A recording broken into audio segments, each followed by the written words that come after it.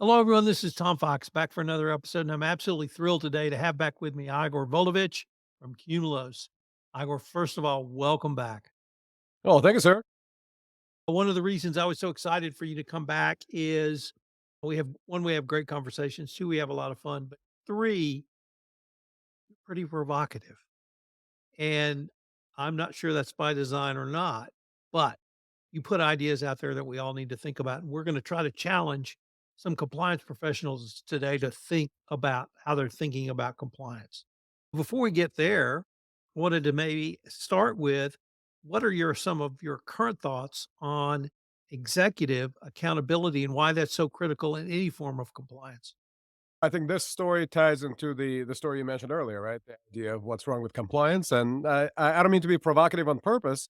I think when we analyze the compliance industry and the audit industry with any degree of, right, if we actually apply critical thinking, we have to come out with these conclusions. But talking about executive accountability, I think we can't talk about compliance integrity and compliance certainty, compliance confidence without talking about executive accountability, because guess what? Executives are the ones who are signing off on the state of compliance, on the controls, on the maturity posture of their organizations. And these decisions about security posture are being made, right? We're talking about supply chain security. We're talking about the integrated, interconnected digital world that we live in. Risk cascades and propagates. It's an ecosystem of risk and everything's connected. So when we think about how much we rely on data that's being provided by these companies, by enterprises, and then by the auditors that they hire to verify and validate what they're saying about the compliance posture. It's layers on layers of what basically we call opinion farming at scale. So that is, I think, the problematic nature of compliance writ large. And I'd love to dig into more why we think about it that way and why I think about it that way. But let's just say emperor has no clothes. Before we take that deep dive, I want to ask you about a matter that recently came up that I know is on your radar, and that is a cyber breach at Penn State. So, could you tell us a little bit about that and why you think either it's so significant or it really illustrates some of the problems that you've been talking about, Igor? Here's the thing that happened there. So we've got a whistleblower act action, right? So key time action, as the lawyers call it, and you would call it, right? Where we have what's called a relator, basically a person who makes the disclosure, and it's a protected disclosure. They become a whistleblower as a result of that, and they get protection under law. And so what the whistleblower revealed is that Penn State, while taking federal money and engaging in federal research and federally funded research, specifically DoD research, was actually misrepresenting their compliance posture on contract. So every year you have to certify that you are protecting federal information, right? Whether it's CUI, confidential, unclassified information, or if it's actually classified information. And you have to make those statements, and you have to sign off on them. So you have to assert and accredit yourself as a secure environment because it's not your data, right? It's the government data. And so, as a condition of continuing to receive those funds and continuing to engage in that work, you have to certify that you are actually secure. Apparently, Penn State was misrepresenting those facts. And we can get into whether that was willful or whether that was negligent or whether that was willful negligence, right? It could be a combination of all of those. But so far, what we know is controls were misrepresented, and the government is pretty upset about that. And now they've brought this kind of this three party action. And you can, as an attorney, you can, of course, talk about how that actually works. But the relator basically is the avatar. He steps in to represent the interests of the aggrieved party, and they are representing also the information that they bring out to the public domain. And so this is where we are now. So obviously, Penn State is in jeopardy of not receiving grants or not being able to engage in that kind of research. So obviously, impacts their bottom line, it impacts their revenue, and probably endangers some research that could be useful to the public. So this has repercussions, right? And now, of course, they're going to be asking a lot of questions as to who signed off on these controls. And it could be they actually are subject to a fine and penalty as well. Yeah, we're talking about not just civil, right? Not only are they going to get their contract pulled or definitely reviewed, right? Now they're going to be under a lot of scrutiny. You're going to have basically the federal government living in your enterprise and checking things, right? The trust has been lost. And so, from that perspective, that's one side of it. The other side of it, yeah, there are criminal penalties, actually, right? You have lied to the federal government about some pretty serious issues, and data has been at risk. And so, what happened there was actually they had placed information that should have been in a secure environment into more of a public facing environment, right? And we're talking about Microsoft M365.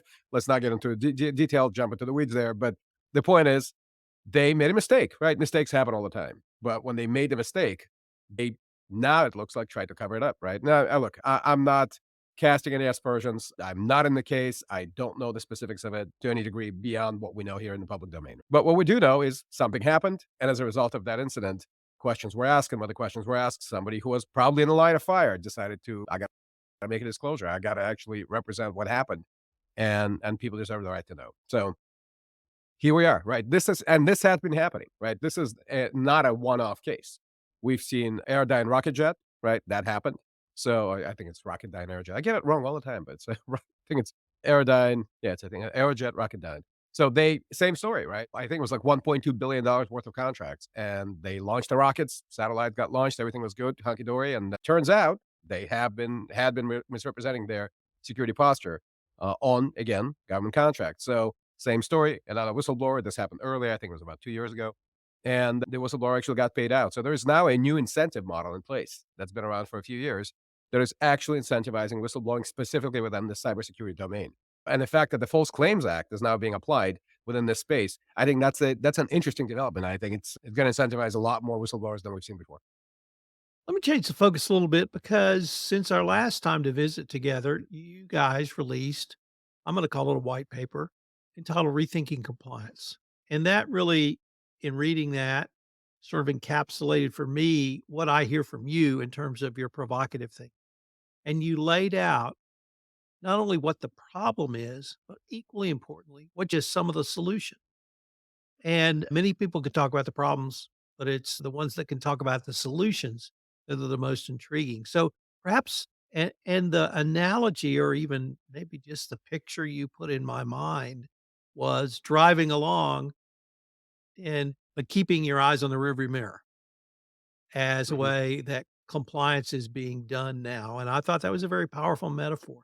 So maybe we could talk about what you guys see as the problem or problems, and I might translate it into my compliance speak, but let's just see where we can go with that because I found it really interesting, Igor. I appreciate it, Tom. So the thing is, compliance has been relegated to this historical reporting function for decades. Why we did it, who knows, right? But we've inherited the function from financial audit. And look, we look at past events, we try to predict future events. But as they say on Wall Street, past performance is no guarantee of future results. All you can do is try to approximate, and really, it's about behaviors, right? So when we see that there's malfeasance happening, when the controls are not being done right, when you have control failures and they're systemic, then you can predict. You can say, look, this company is not doing their due diligence, they're being negligent, and we can extrapolate from there. And that's what kind of audit model is, right? We look at a few things and we say, okay, can we make a proxy assessment about the rest of the health of the environment? It's like taking temperature across the pool. You can take it in one corner, you can take it in the other corner, but you know, right? Because it all mixes together, right? And again, we're talking about behaviors, we're talking about organizations, cultures. So you can extrapolate. But the problem is cyber doesn't work that way, right? By taking temperature readings in one corner of the pool, what you really are doing is just taking a temperature reading in a very small subset of that environment, right? But you really are looking at 1,000 different mini pools, like little beakers of water, right? And you're taking individual readings, trying to approximate or extrapolate, and that just doesn't work. That's just not the technical reality of what is. And so we've fooled ourselves in this idea that by running an audit or doing an assessment and looking at a small scope or a small subset of the environment, right? Because, and why do I say multiple layers of subsets? Because we're talking about what? Here's your entire enterprise. And then you say, I'm going to apply this framework or this standard or this mandate. And that, of course, has certain controls in it. And they invoke certain requirements. You can't look at everything and you can't apply the entire mandate to the entire environment. It's just not economically feasible. And so you're basically forced to look again. Now you're looking through one set of straws. Then you apply what we call scoping, right? You're going to only look at a subset of the environment because that's the only thing that you believe is within scope of that particular mandate. So now you got a second set of filtering. And on it goes, right? And then you apply the audit model, which basically says, look, we're going to go on site for a month, maybe, if you're lucky, maybe a couple of weeks. And we're going to try to look, I don't know, 4,000 line of business applications in 2 weeks. Again, impossible. We're going to do a representative sample. Again, your sampling is the key here, right? And how do we make sure that the sampling is correct? We ask somebody. And who do we rely upon? We rely upon the people who work in the environment. And so you've got layers and layers and layers of subjective opinions. driving this model. And when you step back and you realize that's what's actually happening, right? It's opinion farming at scale. We're not really collecting data, right? Just because it winds up in some form or in some spreadsheet, and then we stack those real high. It's like that scene from The Big Short, right? When Ryan Gosling's character goes in, he's got that Jenga set, and it's got all these bonds on it, right? And it's double A, triple A, double B, triple B, and you stack them up. Oh, we're just going to rate it A minus or A plus or double B or something. It doesn't matter how high you stack these opinions.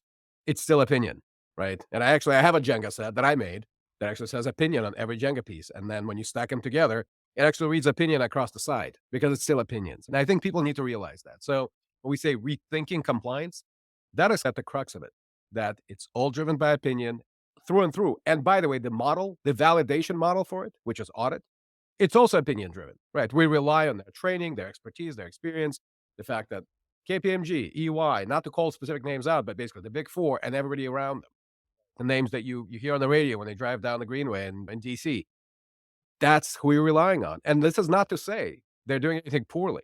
They're doing the best they can with the model they have. The model is broken. So I come out of as the anti-corruption compliance world, and we say there are three functions of a compliance program: prevent, detect, and remediate. What I thought I heard you just describe in large measure was detection. But in the cyber world, if you detect a breach, now you're in trouble. One, you've had a breach. Two, you've just detected it. It may have been literally years ago, but it could be recent.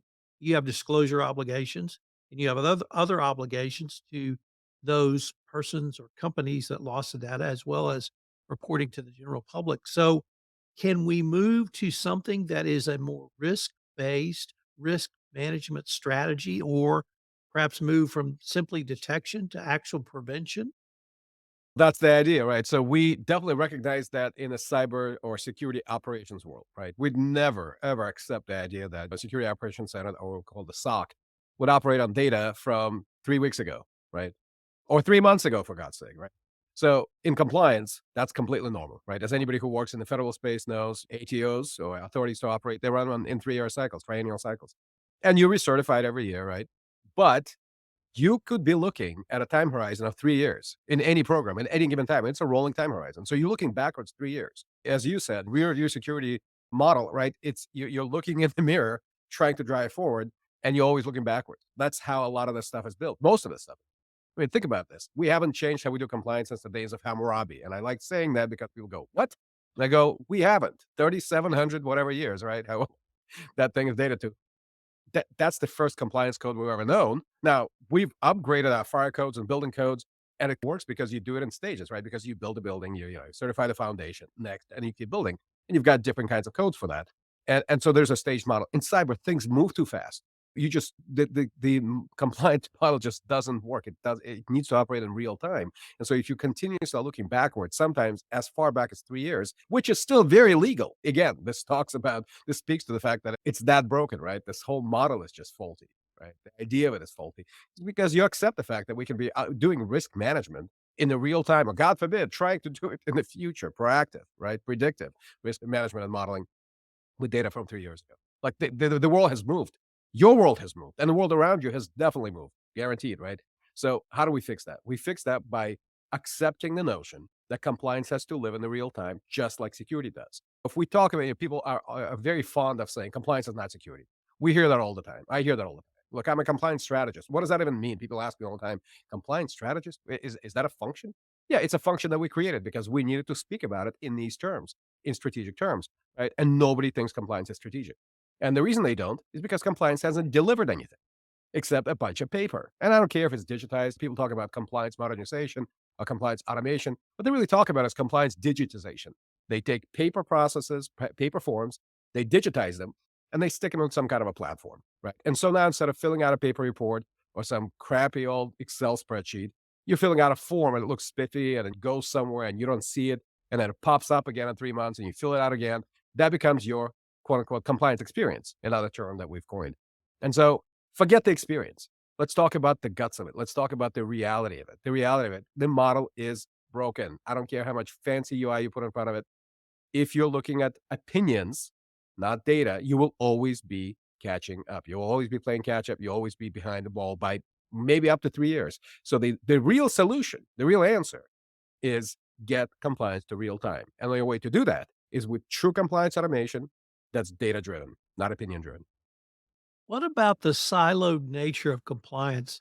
So, once again, many, myself included, and our listeners are anti-corruption compliance professionals, but there's anti-money laundering compliance professionals, there are export control compliance professionals, and there's cyber compliance professionals.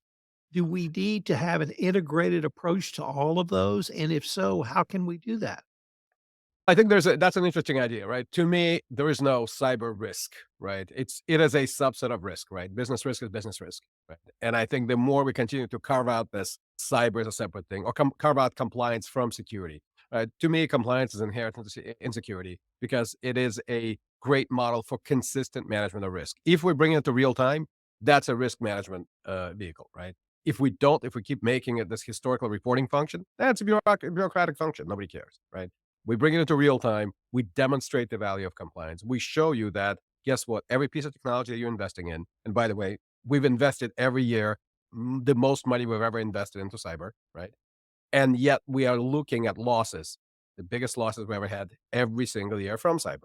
And we are like, it's 10x the amount of time, the amount of resources that we spend. So we're on track to spend like $1 trillion on cybersecurity services and products, and we're on track to lose 10 trillion in the next couple of years, right? So what gives, right? Clearly something's broken. And so when we think about risk, I think about it holistically. Everybody likes to throw that one around, but what I mean is it's everything, right? AML, KYC, all the stuff that we saw with the debacle over it in crypto world. Like this keeps highlighting the notion that we need to know more, we need more transparency, we need more assurance around the way that we do compliant management, right? And we want data. Like we cannot wait for an audit to come around. And also, look, I'm fond of saying, maybe I've coined the phrase, I don't know. I'll take credit for it. Right? The breach is the ultimate audit. So you can hide all you want. You can play footsie with auditors. You can do all kinds of malfeasance and negligence and willfulness, whatever you want, right? You can play all the paper shuttling games you want. In the end, the breach is the ultimate audit. The bad guys don't care about check boxes, right? They never did, they never will. So you can do all the fancy reporting and you can put all the fancy UI in front of you, all crappy spreadsheets. In the end, the breach will definitely show the real cards, right? Where do you want to be? Do you want to be operating with the same data the bad guys do, right? The reality, the true picture of your environment. Or do you want to I can't hear you and stick your head in the sand and just pray that nothing happens? Everybody gets breached. We remember when Mueller at the FBI, I think he like 20 years ago said that. He said, everybody gets breached. And yeah, everybody does. So I think a lot of folks philosophically accepted this idea of the eventuality of the breach. How I learned to stop worrying and love the breach, to paraphrase the old phrase. This idea that it's just going to happen anyway. What are we going to do? We're going to fire a CISO and hire a new one and then move on. Rinse, repeat, wipe hands on pans. That's not a viable model. And now the SEC, the FTC, the DHS, the CISA, everybody and their grandmothers, the regulatory agency, are coming to town and saying, look, no, that's not going to work. You guys, we clearly have not put enough incentives in the marketplace for you to wake up and do the right thing. So I guess we're going to go after the executives. And that's where we go back to this idea of executive accountability. I know this is a very long segue to that original point you made, but this is the idea, right? The market has not acted to create those incentives through economic means, right? So the government is saying, look, I guess we're going to do it through regulatory means. We're going to enforce. And so when you got the likes of the SEC and the FTC saying we're going to be the cyber enforcement arm of the marketplace, they're taking this position that, well, the market is not smart enough to do it, to price this in. So we'll do it for you. And we'll do it through criminal and civil penalties. How would you counsel a board of directors on two things? One, their role in oversight, but even beyond their role, how would they begin to question a chief compliance officer, a CISO, a chief executive officer, a chief strategy officer on this much more forward-looking, data-driven, fact-based approach? I would start by saying, what is our governance model? And I think a lot of people go, governance model. When I'm talking about governance model, I'm talking about the risk governance. And within that, and I think if you think about risk the way I think about risk, in that kind of a holistic, all-encompassing manner, where risk is a business function, not just this department. That's cyber risk over there, and then you've got compliance risk over here, and you've got KYC, AML risk over there, et cetera, et cetera. Contract risk, third-party risk, and it's all different departments, and they go up different channels, right? somebody needs to have a complete picture of risk for the entire business. And I don't care how big your business is, small, large, very large, multinational. I've worked in all of them and I've advised in a lot of them. And it seems to be the common theme is that risk governance is the least clear thing there is. And you've got audit committees at the board level. But again, audit in the current model typically is looking backwards. So again, how do we get to real time? So I think demanding, I may be asking some of these what sound like basically philosophical questions, like how do we know what we know about our state of compliance? How do we know what we know about our state of risk? How do we know what we know about our compliance maturity, our posture as an organization from a risk perspective? And I don't mean show me your last vulnerability scan. And if I see another CISO who pulls that up at a board presentation, I'm probably gonna stroke out. It's just we have so disparaged ourselves as professionals in the security space by doing that, by diving into the weeds, by basically being glorified technology managers in the key of cyber. No, be a business leader, be a strategist, be a strategic thinker. Think about the business context. I really don't want to hear about some IP address that you scanned and it's got severity one vulnerability, right? I don't want to hear about CVSS scores or EPSS scores or whatever else, right? I need to understand where we are, and I'm going to question how do we know what we know, right? So I think without getting to the weeds, look, the SEC's put out this guidance that says we want security professionals on the board of directors. And actually, I think I wrote about that at some point on LinkedIn. I think I posted an article about it where there's two options, actually, really three, right? One, you take the people who are already on boards and you train them to be cyber specialists, right? Experts, and you do it in a very rapid fashion. That's not a likely option, right? The other one is you elevate CISOs to true C level status, right? Stop making the C in CISO silent, is the way I like to put it. And I think I actually had a piece of content out, about that. The C is silent, right? Again, CISOs, not really CISOs, right? The C is really a courtesy title at best, right? So a brevet promotion, maybe. And then after the breach is over, okay, we remember who you really are, right? You go play with your toys, right? Go in the corner. And very few CISOs are truly CISOs. Can you elevate CISOs to that level? You probably could, but again, I think there's a kind of a dim view because we haven't, as CISOs, we haven't provided enough business value, right? We haven't communicated, we haven't really thought about it. We're too busy dealing with the reactive, right? There's a latest breach, there's a latest incident, there's a latest attack trend that we got to chase and put resources towards. I got to manage my incident response effort because somebody's always breaching and somebody's always responding. That's option two, right? Elevate. And then option three is basically rethink how you think about risk. And so again, we go back to this idea of risk governance. And so if you understand that risk needs to be governed at the board level, that it needs to be understood at the board level, and everything you're being told, question that, that's where I would start, right? So if somebody brings you a report and says our compliance posture is X or our risk posture is Y, and by the way, if those are two different reports, I would start questioning. I would start my questioning there. I would start asking, how come when you talk about compliance, you take a full pause and then you talk about risk, and then you take a full pause and then you talk about security? I'd like to note that. And then we lean into something that I call convergence, right? And so the idea of convergence is something that is actually finally, I think the market is catching up. I think we were too early with this concept. I think when we came out with convergence, people looked at us like, just another fancy word. You guys are trying to look different. We're not. I'm not being provocative for the sake of provocation, right? I'm trying to get people off the X. I'm trying to get people to come off this malaise, this status quo notion that we can just keep plugging along just the way we have been. We can't, right? The world is too connected. Everything's online. Everything's always on. You've got IoT. You've got industrial IoT. You've got vendors throwing stuff into the world, 10 million units a month, right? All of it is connected. All of it's got functionality. All of it can be weaponized. We saw the Mirai botnet a few years back. 300,000, what were they, video controllers for surveillance IP cameras, and they all had the same chipset, and they all were similarly vulnerable. And so somebody was able to take over 300,000 systems at once, one, boom. And then they had full control of the internet. They were taking down Amazon East with the botnet, right?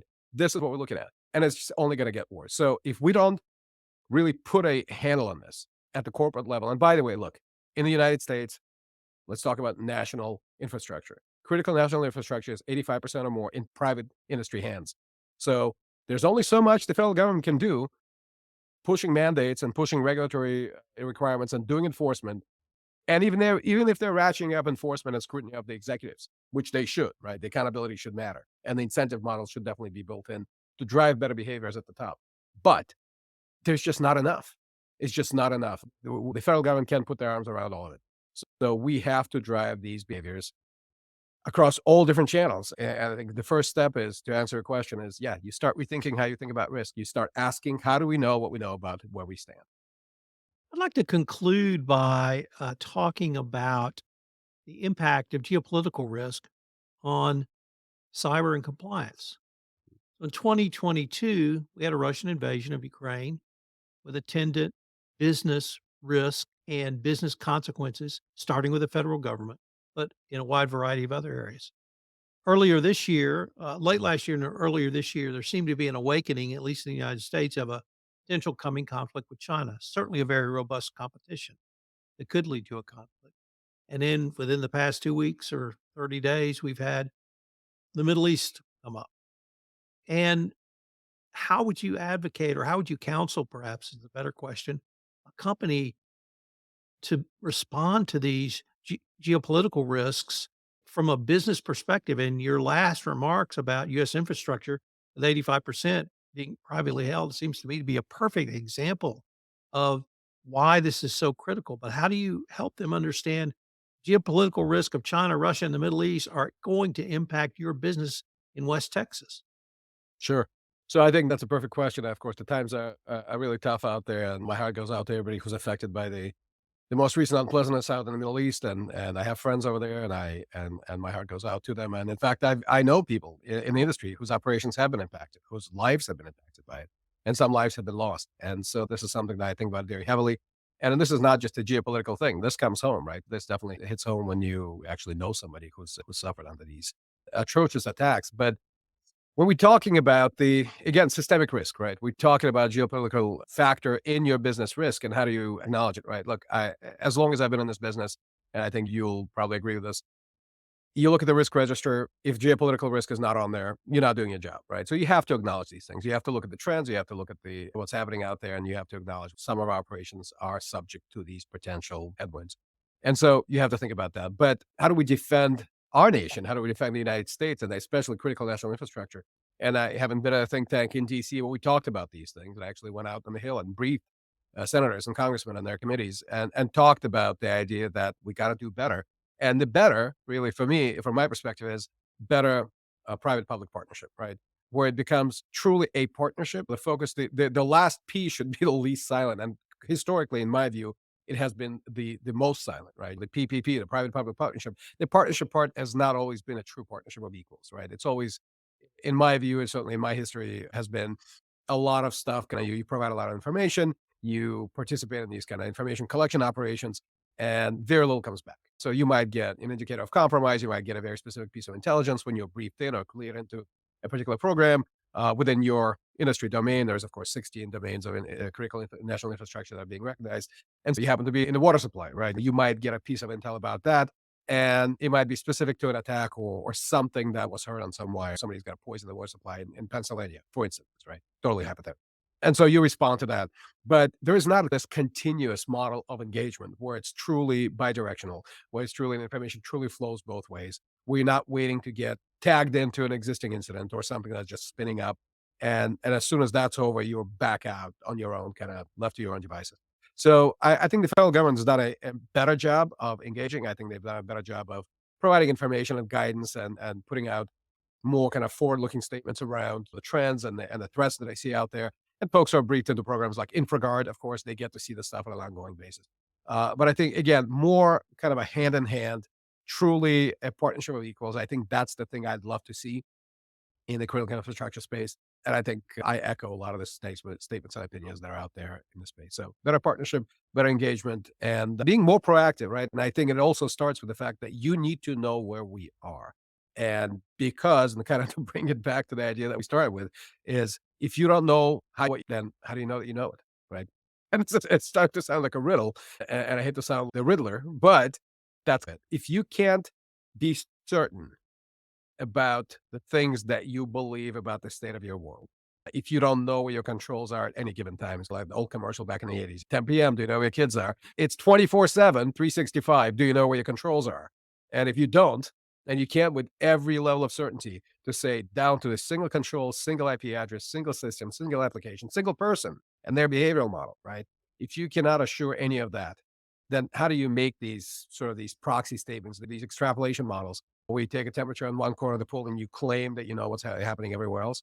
These things don't mix together. And especially when it goes from industry to industry, there are these verticalized, siloed models of security, a lot of legacy, a lot of stuff that goes back 20, 30, 40 years of how we think about our world, how we think about the interior of our world, right? It's just a lot of these beliefs are so outdated. They're hopelessly outdated, but yet still we apply these legacy models to this world that's moved way beyond them.